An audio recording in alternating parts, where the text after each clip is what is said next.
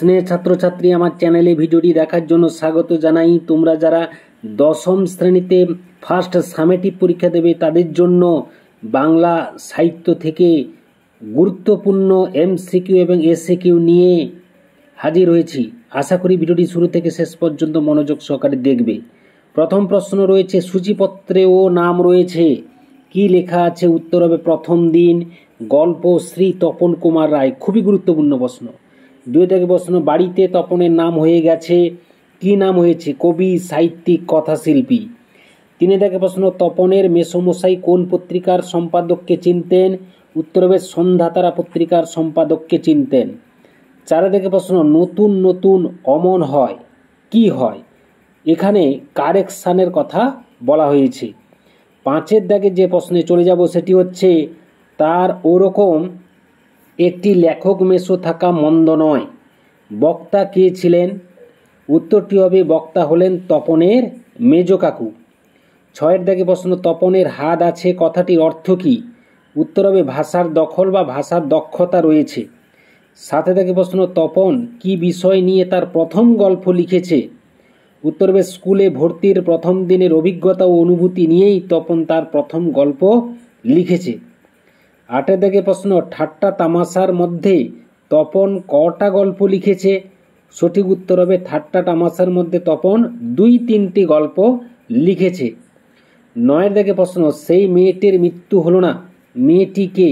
উত্তর হবে অসুখী একজন কবিতায় কবি কথকের প্রিয় নারী হলেন সেই মেয়েটি।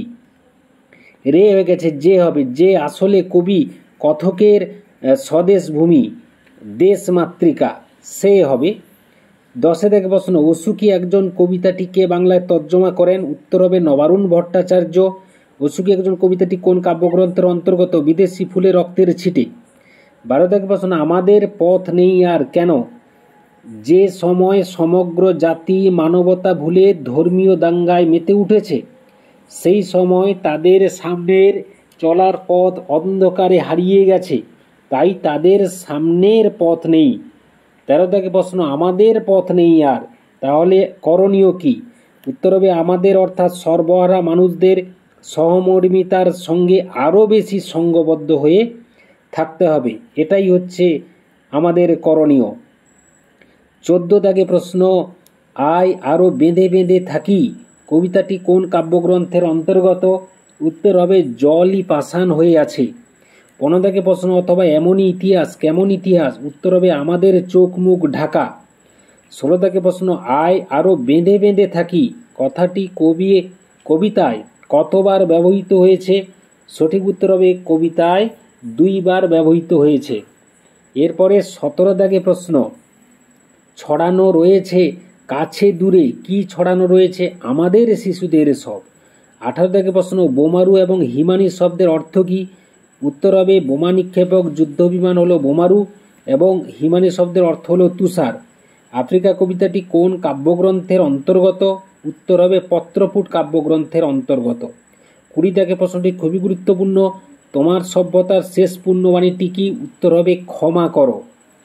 21 দাগে প্রশ্ন, কবি মানহারা মানবী কাকে বলেছেন? উত্তর হবে আফ্রিকা মহাদেশকে। 22 থেকে প্রশ্ন, কবির সঙ্গীতে কি বেজে উঠেছিল? উত্তর হবে সুন্দরের আরাধনা। 23 থেকে প্রশ্ন, মানুষ ধরার দল আসলে কারা? উত্তর হবে পাশ্চাত্যের সাম্রাজ্যবাদী শক্তিগুলো। 24 থেকে প্রশ্ন, প্রদোষ শব্দের অর্থ কি? উত্তর হবে সন্ধ্যা, প্রদোষকাল হলে সন্ধ্যাবেলা। আদিম যুগে স্রষ্টা কার প্রতি অসন্তুষ্ট ছিলেন? উত্তর হবে স্রষ্টা নিজের প্রতি অসন্তুষ্ট ছিলেন।